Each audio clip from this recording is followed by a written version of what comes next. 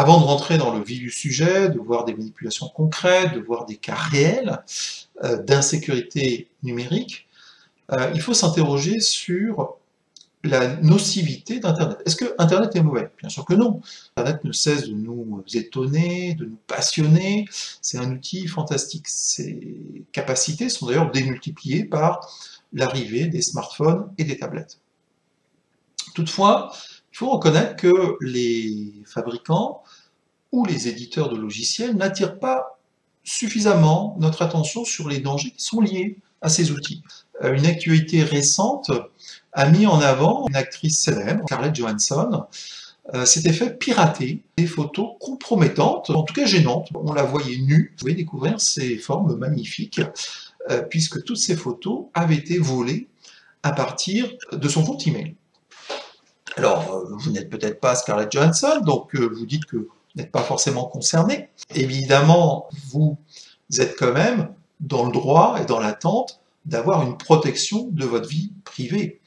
Et il faut savoir qu'aujourd'hui, les cybercriminels sont des gens, on verra un petit peu mieux qui sont ces gens-là, mais sont des gens qui sont dénués de scrupules dans l'ensemble, qui n'hésitent pas à utiliser tous les moyens nécessaires pour tirer profit des informations vous concernant. Tout le danger pour un particulier, c'est de se croire à l'abri un peu de ce genre d'attaque en se disant « Moi, je ne suis pas un acteur célèbre, je ne suis pas une actrice célèbre, je ne suis pas un people, que sais-je encore ». Il faut savoir qu'il y a des attaques qui sont certes ciblées, qui peuvent concerner des gens célèbres, il y a aussi des attaques qui sont anonymes et qui peuvent malheureusement tomber sur eux. Ces cybercriminels, qu'est-ce qu'ils cherchent? Ils cherchent déjà à dérober votre argent.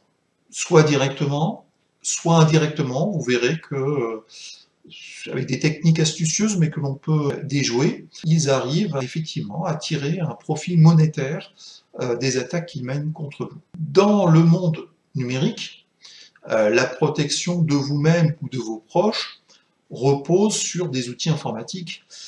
Maintenant, je crois qu'il est important de comprendre le fonctionnement de ces outils informatiques, sans aller dans des détails. Il faut reconnaître que l'informatique peut devenir très vite ennuyeuse. Alors, l'éducation est vraiment essentielle.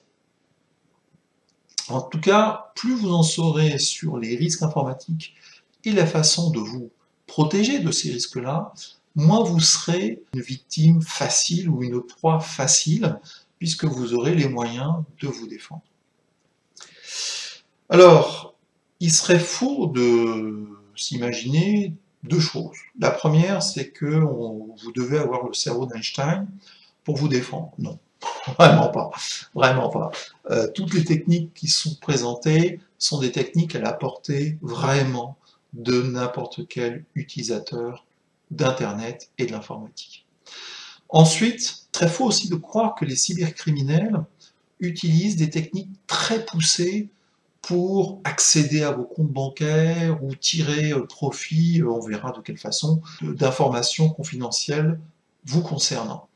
Certes, ça existe, effectivement. Vous avez des fois des attaques qui sont extrêmement sophistiquées, mais ces attaques concernent généralement soit les États, les gouvernements, les hommes politiques, les femmes politiques, soit peuvent concerner des grandes entreprises ou des organismes publics.